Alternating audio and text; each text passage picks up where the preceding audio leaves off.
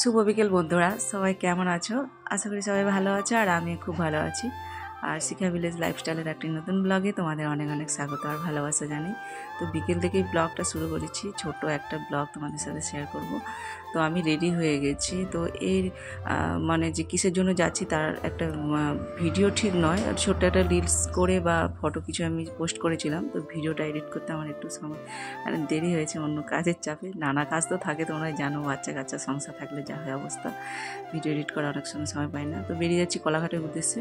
তো চলে এলাম। তো বাচ্চাগুলোকে নিয়ে আসিনি, তাতাই তো আসবে না, তো যে আসবে বলেছিল, তারপর বললো যে না আমি যাবো না, তুমি আমার জন্য আইসক্রিম নিয়ে আসবে। তো এলাম, দেখো কোথায় বলো তো, ম্যামের পার্লারে।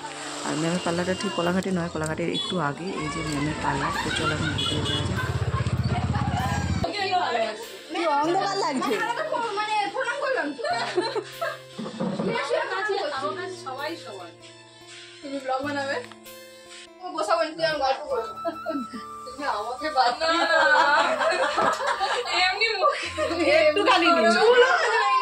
তো বুঝতেই পারছো কেন ম্যামের পার্লারে আমি এসেছি। আমাদের সেই সার্টিফিকেট দেওয়ার ছিল, মানে বেসিক কোর্স কমপ্লিটেড, তার জন্যই এসেছি। মানে ভিডিও তো পোস্ট করেইছি একটা। তো এখন আর আমি যে সঙ্গীতা, একটা মিষ্টি মেয়ে দেখো, ও আর আমি এখন যাচ্ছি একটু জল আনতে, জল শেষ হয়ে গেছে। তো ম্যামের পার্লারে এসে গল্প করছিলাম, এসে দেখি তো ম্যাম ফেসিয়াল করছে। তো ম্যাম ভীষণ হাসি খুশি। তো আমরা মানে দেখলে কতটা বুঝতে পারছো বুঝতে পারছি না। তো ম্যাম কিন্তু ভীষণ হাসি খুশি একটা মানুষ, মানে তুলনাই হয় না যার।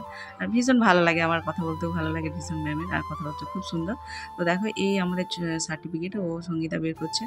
আর অনেকটা লেট হয়ে গেছে জানো, আমি 5টা থেকে এসেছি, তো প্রায় বাড়ি গেছি 7:30টার মতো হবে।